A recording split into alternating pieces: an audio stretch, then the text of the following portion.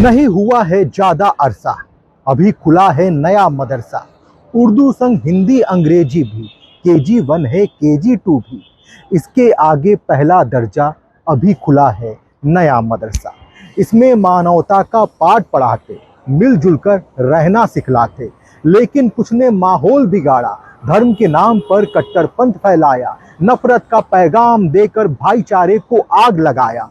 आधुनिकता का तिरस्कार कर नारी के पैरों में जंजीर पहनाया। और होने लगी फतवे की चर्चा, गिर गया शिक्षा का दर्जा।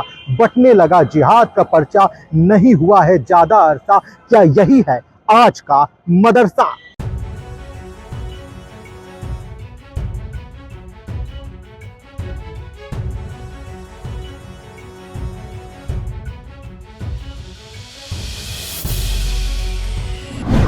ये चर्चा उन मदरसों की हो रही है जिन्होंने अपने कृत्यों से ज्ञान पुष्प की वर्षा करने वाले मदरसों को भी बदनाम कर दिया। हमारे देश में बहुत से मदरसे और शिक्षक संस्थान ऐसे हैं जिन्होंने आज भी शिक्षा के संस्कार को बरकरार रखा है।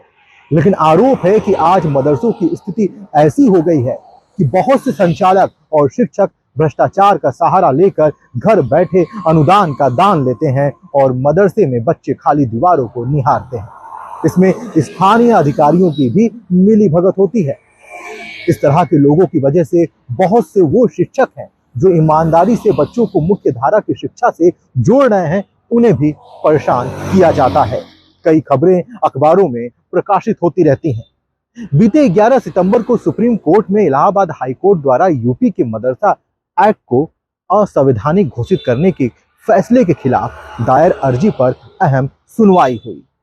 इस दौरान राष्ट्रीय बाल अधिकार संरक्षण आयोग यानी NCPCR ने अपनी लिखित दलील में मदरसों में दी जा रही शिक्षा का विरोध किया है। जी हाँ, राष्ट्रीय बाल अधिकार संरक्षण आयोग ने कहा कि सर्वेक्षण के दौरान पाया गया है कि बहुत से मदरसों में गैर मुस्लिम बच्चे भी पढ़ रहे हैं जिन्हें इस्लामिक धार्मिक परंपराओं की शिक्षा दी जा रही है। आयोग ने इसे संविधान के अनुच्छेद 28(3) का उल्लंघन बताया। इसके साथ ही आयोग ने दारुल उलूम देवबंद की वेबसाइट पर मौजूद कुछ आपत्तिजनक फतवों का भी जिक्र किया।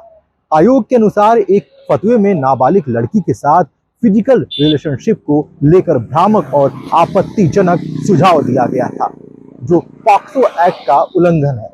इसके अलावा आत्मघाती हमलों से संबंधित एक अन्य फतवे ने राष्ट्रीय सुरक्षा के लिए खतरा पैदा किया है। आयोग का कहना है कि दारुल उलूम के फतवे गजवाए हिंद जैसे विचारों को बढ़ावा देते हैं, जो बच्चों के मन में अपने देश के प्रति नफरत पैदा कर सकते हैं।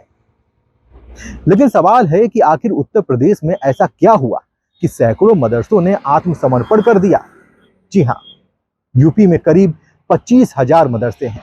उनमें से लगभग 16,500 मदरसे राज्य मदरसा शिक्षा परिषद से मान्यता प्राप्त है। इनमें से 560 मदरसों को राज्य सरकार से अनुदान मिलता है, जबकि करीब 8,500 मदरसे गैर मान्यता प्राप्त हैं। इनमें से 513 मदरसों की मान्यता जल्द खत्म होगी। इनमें अधिकतर मदरसों के प्रबंधन ने मदरसा शिक्षा बोर्ड को मान्यता सरेंडर करने के लिए पत्र लिखा है। साथ ही वर्तमान में लोगों को मदरसा चलाने में जो दुश्वारियां आ रही हैं, उसको लेकर भी चिंता व्यक्त की गई है। यह प्रकरण बीते 10 सितंबर यानी मंगलवार को हुई मदरसा बोर्ड की बैठक में रखा गया। यह बैठक लखनऊ में हुई। बोर्ड ने पहले इन मामलों की समीक्षा कर ले और फिर नियमावली के तहत आगे की कार्रवाई के लिए रजिस्ट्रार RP सिंह को अधिकृत किया है। कहा जा रहा है कि मदरसों को एक निश्चित अवधि में अपनी मान्यता का नवीनीकरण कराना होता है, जो अब एक जटिल प्रक्रिया है। क्योंकि मदरसों को अपने यहाँ बच्चों को पढ़ाना है, इसलिए उनमें से अनेक मदरसों ने बेसिक शिक्षा परिषद से मान्यता ले ली है, जो जिला बेसिक शिक्षा अधिकारी से ही मिल जाती है। जी हाँ, आपको बता दें कि इन 513 मदरसों में सबसे ज्यादा मदरसे झांसी जनपद के हैं। जिले में 288 मदरसे हैं, जिनमें से 241 मदरसों ने समर्पण करने का प्रस्ताव भेज दिया था। यह वह मदरसे हैं जिनका केंद्र सरकार से वर्ष 2021 के बाद से आधुनिकीकरण के लिए मिलने वाला बजट बंद हो गया था। इसके बाद राज्य सरकार से भी बजट नहीं मिलने के कारण शिक्षकों के वेतन पर भी संकट खड़ा हो गया। प्रदेश सरकार ने कई मदरसों में कागजों पर अधिक बच्चे दिखाकर छात्रवृत्ति लेने का फर्जीवाड़ा भी जांच में पकड़ा था। इन मदरसों के बंद होने के बाद जिले में अब कुल 47 मदरसे संचालित हो रहे हैं, जिसमें 5 अनुदानित मदरसे भी शामिल हैं। लेकिन सवाल है कि आखिर इन मदरसों ने आत्मसमर्पण क्यों किया? दरअसल प्रदेश सरकार ने बिना मान्यता के चल रहे मदरसों को बंद कर वहां के बच्चों को आसपास की प्राथमिक विद्यालय में प्रवेश देने का आदेश दिया था। इस आदेश के विरोध में मुस्लिम संगठनों ने और उनके प्रतिनिधियों ने आपत्ति दर्ज कराते हुए मुख्यमंत्री से मुलाकात भी की थी। लेकिन फिर क्या हुआ? यही तो बड़ा सवाल है कि आखिर हुआ क्या? क्या बस यही कारण है? दरअसल उत्तर प्रदेश सरकार ने मदरसा बोर्ड द्वारा स्नातक और स्नातकोत्तर स्तर की पढ़ाई पर सवाल खड़े किए हैं। बीते 11 सितंबर को सरकार ने सुप्रीम कोर्ट में कहा है कि यूपी मदरसा बोर्ड द्वारा स्नातक और स्नातकोत्तर स्तर पर दी जाने वाली कामिल और फाजिल डिग्री के आधार पर युवाओं को ना तो राज्य सरकार में नौकरी मिल पाती है और ना ही भारत सरकार में नौकरी मिल सकती है। यदि ये सच है तो फिर मदरसा संचालकों को समस्या क्या है? यदि बात केवल जूनियर स्तर की शिक्षा की हो रही है तो उसके हालात को भी समझने की जरूरत है। राष्ट्रीय बाल अधिकार संरक्षण आयोग यानी एनसीपीसीआर ने सुप्रीम कोर्ट में हलफनामा दाखिल कर कहा है कि मदरसे में बच्चों को दी जाने वाली शिक्षा व्यापक नहीं है। इसके साथ ही आयोग ने मदरसा शिक्षा को शिक्षा के अधिकार अधिनियम 2009 के प्रावधानों के खिलाफ बताया है। आयोग ने कहा है कि मदरसे में बच्चों को न सिर्फ उपयुक्त शिक्षा बल्कि स्वस्थ माहौल और विकास के बेहतर अवसरों से भी वंचित किया जा रहा है। इसके साथ ही आयोग ने कोर्ट से यह भी कहा है कि मदरसे में गैर मुस्लिमों को इस्लामी धार्मिक शिक्षा भी दी जा रही है, जो भारत के संविधान के अनुच्छेद 28(3) का उल्लंघन है। इस बात को समझने की जरूरत है। जब मदरसों में गैर मुस्लिम के बच्चे भी पढ़ सकते हैं या पढ़ते हैं तो फिर मदरसों की जगह मुख्य धारा के स्कूल क्यों नहीं हो सकते? सरकार का कहना है कि मदरसों में सिर्फ कक्षा 1 से 8 तक ही मुख्य धारा के विषय राज्य के SCRT पाठ्यक्रम के अनुसार है।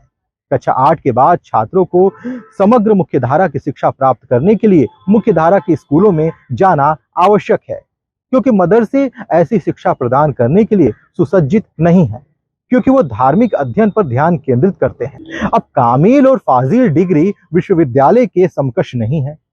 जूनियर स्तर पर शिक्षा व्यवस्थाओं में समस्या है। तो भला आज के वक्त में मदरसे में पढ़ने वाला छात्र का भविष्य क्या होगा?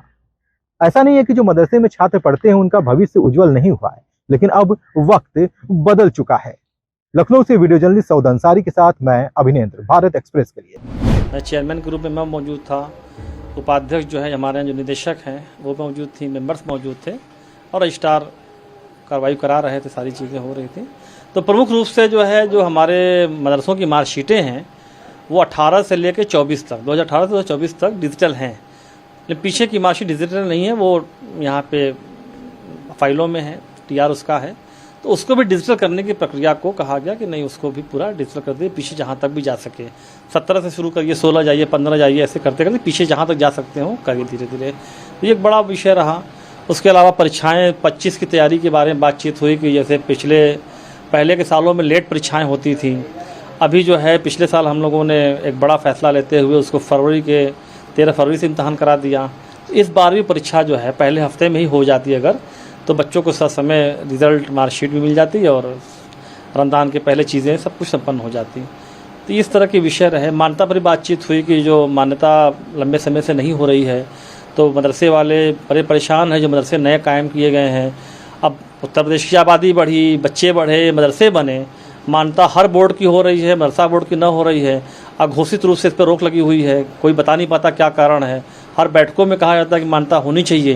तो इस पर भी सहमति बनी है कि इसको पोर्टल पे जो है एक ऑनलाइन व्यवस्था अपनाई जाए और उनसे जो है एप्लीकेशंस ली जाए और फिर उनको अगर ठीक समझ में आता है, उनका बिल्डिंग, उनका इंफ्रास्ट्रक्चर अगर ठीक है, सब कुछ ठीक है, तो बेसिक और माध्यमिक की तरह हमारे यहाँ भी मान्यता हो, इस पर भी सहमति बनी। इसी बैठक में आया कि बहुत सारे मदरसे ऐसे हैं जो कि मान्यता अपना प्रत्यारोहण करना चाहते हैं, उनको वापस करना चाहते हैं, तो निश्चित रूप से उस पर बात की जाएगी कि क्या वजह है, उनको बुलाया जाएगा, उनको नोटिसें दी जाएगी, उनकी सुनवाई की जाएगी और उसके बाद तब फैसला लिया जाएगा कि क्या वजह है कि ये मदरसे जो है मान्यता अपना छोड़ना चाहते हैं, कोई दबाव तो नहीं है, कोई गलत तो एप्लीकेशन नहीं आई हैं।